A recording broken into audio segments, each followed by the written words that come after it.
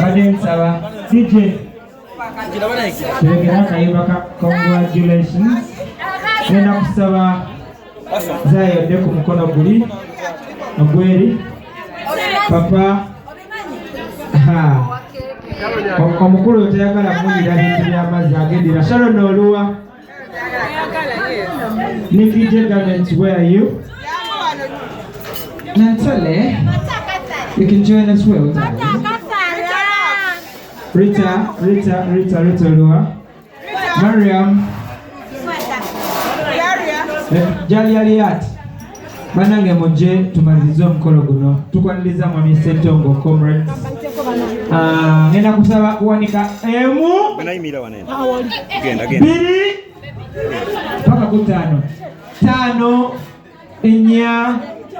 satu biri emu. So mikwano jange muko wajidi mbadde mbagamba nti kale ngonze atolwaliro nzikiriza nzikiriza nti mikwano jange kambalike bankolere nga kibagala okunkolera kubanga ngenzo kizuula nti oba oli awo bye tuyita muzo olumu byenkola nga simanyi manyize nkola kyendi ebiseera ebisinga nze nkola nze kyendi era nkigamba nnyo abantu nti nze seekoza nasobola olaba kabe kasitoma nga zina nga njagala soda nsobola omukwata ne muwaayo mba seekoza naye nze mpulira ekyo kyenkola ki natondebwa ndi free kati ebintu ebimu mbikola ndi free nga ndi ku nnomo yange bambi ng'ate abantu babitwala serious obanga bembikoledde nze gendabanga akatono kenkoze balaba nga kinene gye bali so bambi ndabye nga mikwano gyange olumu banoonya bansanyusaako ddi nga ndaba nti oba oli awo eno yembeera mikwano gyange gye basobola okusalawo bansanyuseeko nzikiriza mu nsanyusenga era Zaayi yala okubeetondera okuba kubeewanisa emitimu olwaleero tewali no yaŋŋambye naye omulimu gwaffe guno gwa ati gwe tukola naddala ffe abamutandika eddako obwongo bwaffe budduka nnyo era gobeera naye n'otandika emboozi nze nimanya gy'ogenda okusembera naye nga kati olwo balowooza ndi kyaba jjo kibamanya bajjudde saabo mbakyalinginga nnyo balaga nti batooto naye tebawulira nina bye nagasigase just kugattagatta naye tewali yaŋŋambye nti kino nabadde ngenda gyo e Masaka nga waliyo omukulu alina birthday party yampangisa ne mugamba okay njagala sente bweziti biki naba omukwano gwe mulinde nankubira basalireko ki nga bingi Thursday kakikole mukwano gyange abe Masaka kati on the way wenateredde aba happiness wenatereddeko voice egamba nti tukola amalaalo ga Viki kati awo nenjagala okutandika okubakubira amasimu natandise nani ne Madam Mitna tegaje baliko sikuchafuva mukuzika sikuulizanga webale byonna naye munnaffe awezezza wiiki tunagayala kiyinza okutulema tizigulu ne tukikola nga tulina vibe nebuga kati nvuddeko ke Kampala bikina tabaya koze nvuddeko ke Kampala atolazeewa kakati nze kulwange neŋŋamba kakati ate nikina nedda nga negye okwekanga nti ntambula nga tekiriiwo naye nze kiri kyebagaye nti ndiki ate naddala mu biseera bino mba musajja muzibu nnyo mu biseera bino Novemba mba muzibu nnyo okuvanga lumu paka so kati bambi nalwana okizzaayo nti mbadde ndowooza oli Kampala ng'otambudde kiro olekonze nedda mukazi gwembuulira lwaki weekanze statement yange lwaki ombuuza lwenzira e Kampala okitegedde kakati ogenda Masaka nti kakati obwongo bwasoose kunogera nti babaana bantegedde Masaka eno era katono ngamba Medi oyo nzikira Medi nakyogedde nakyoko nga tuli e Buddo naye nga Medi tukome wano ndowooza oli awo ne bamulinde bantegeddewa kuba Masaka eyo nayo mikwano gyange era Ssaabasajja lwe yampa engule bankolera ki pati neŋŋamba baleka banzizeemu anko anyway neŋŋamba kasita bampadde ssente zaabwe bwe babanga mukunkolera pati bampadde ne ssente ekyo yoyo nebalaavu netusimbula netukola ki naye in the process nga ngambye ono nti kirabika siriiwo olwaleero e Kampala ate Zaayi yankubidde essimu n'agamba omwana wange ekyalina ebibuuzo tagenda kusobola kubaawo ekitegedde tagenda kusobola kukola ki kubaawo koze eti nimbanga agattamu naye neŋŋamba nenkubira madamu nemugamba omanyi bano abaagize pate omwana we takola ki agenda kukola bibuuzo ayinza kubaawo mmande kali mukwogera Mitina kakati okomawo ddi ku Sande bikirate bamuga nti ku Sande ngenda South Africa sirio ku Sande era toli koze ku Sande sikola ki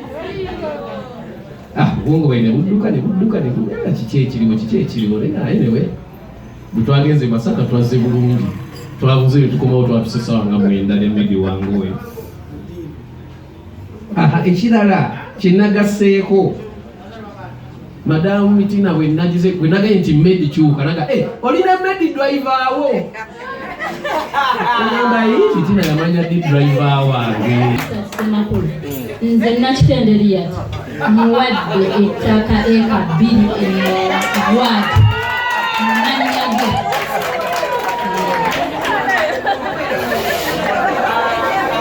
amanya nze Zaike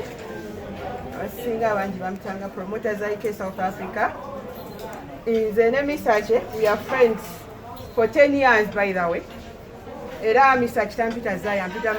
manager we South Africa. Kubanga manyi teri ayogera kibi eri ku Mesach nga wendi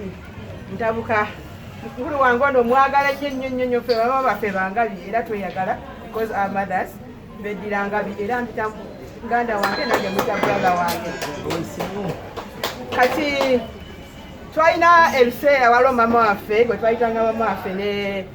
ne Golden Papa bamuyita Victoria yatufaako wiiki ewedde yalwala kansa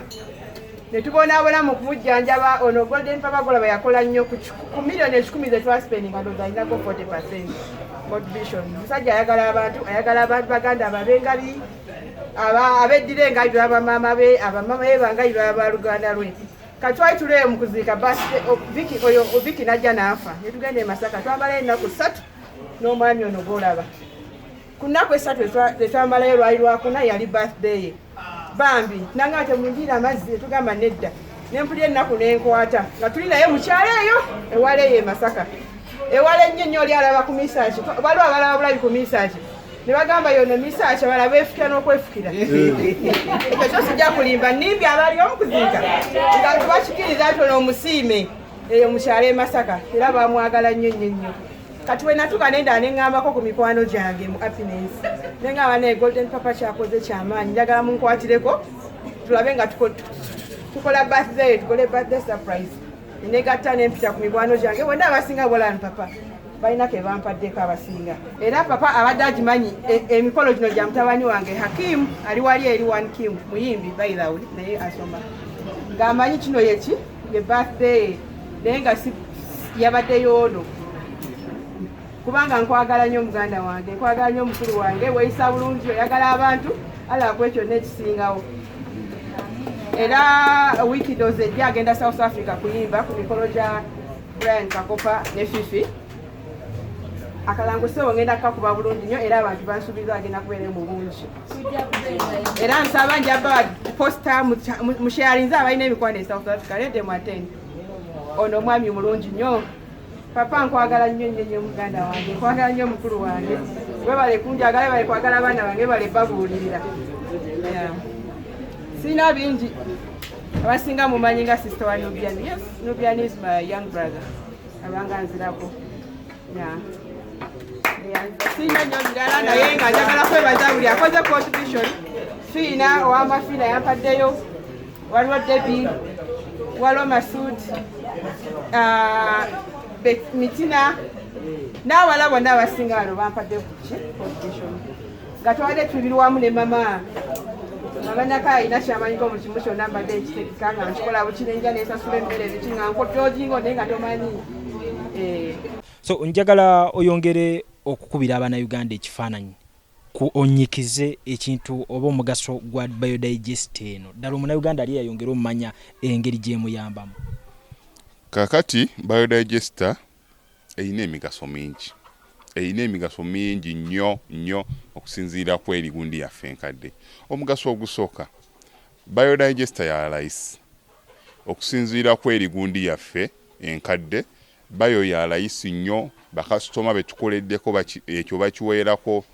obujulizi, n'abalala batukubiddeko bakiweerako obujulizi. Ya layisi nnyo okusinziira ku eri yaffe enkadde. Ekyokulala etwala ennaku ntono nnyo okuggwa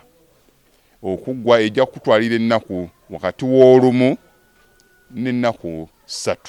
ebeera emaze okukola ki okuinstallinga wano, ng'ekisigadde mpozi kutambuza pipe drainage, tumuyita drainage work, kutambuza pipe okuva mu nju paka ku system wano, naye nga ogiinstallingawo kikutwalira ennaku ntono nnyo. Ekyokulala naddala bannaffe abali awafunda n'abo bennyininyini abali awagazi, lwa nsonga nti tegendako kisiraabu kino eno kyewalabanga oluusi kiriko fuuti zaakyo 15 ku 2, kiba kisse space nnene nnyo. So ekirungi kya biodigester tugenda kuzzaawo ettaka lyawo nga we twalisanze, ettaka liddawo wafuuke muswetwe nga wekyabadde. Omugaso ogw'okulala space yo ogisigaza nkino olw'okuba nti tubiseewo bulungi ettaka ne liddawo nga eryabadde, kebe emmotoka yo okola ki ogiyingiza n'ogipaakingako kungulu. Ekitali ku eri gundi yaffe nti twateekangako kisiraabu nga gundi ekifo ekyo kiba kikoze eki maybe okyolezaako, naye wano eno obiseewo bulungi ettaka, peva zo zigendako, omuddo gwo gusimbako, pasikalamu gwe njogerako. Sisitemu ng'eri eyo bali bajja babuuza gundi yo eririddawa, naye ng'eri wansi eyo waliko pasikalamu, oluusi oyo opaakinga nako emmotoka yo. Ekyokunuunwamu ekyo okunuunwamu tenuunwamu tukiyita no emptying. Tetunuunamu mu biodigester, pozi nga twagambyeko just mayinja geetaaga service eyo mudda oluusi nga nawafadda n'abaana be balikola ki be baliga service nga amayinja, naye nga yo tenuunwamu nga olaba gundi yaffe eri enkadde nti n'emyaka giba 2 3 ojja kujja okole ki onuunemu. Atwetaaze ojja tusanga Kamwokya. Tuli plot 45 Prince Charles Drive. Gye tusangibwa, ennamba z'essimu kanziddemu. Airtel eri 07017669992. N'endala MTN 0789224230. N'ennamba zaffe endala tulina ennamba nga 3 zonna weeziri wansi awo. Zonna osobola ozikoonako oba WhatsApp oba ki, oba ojja tutuukako tukwasaganye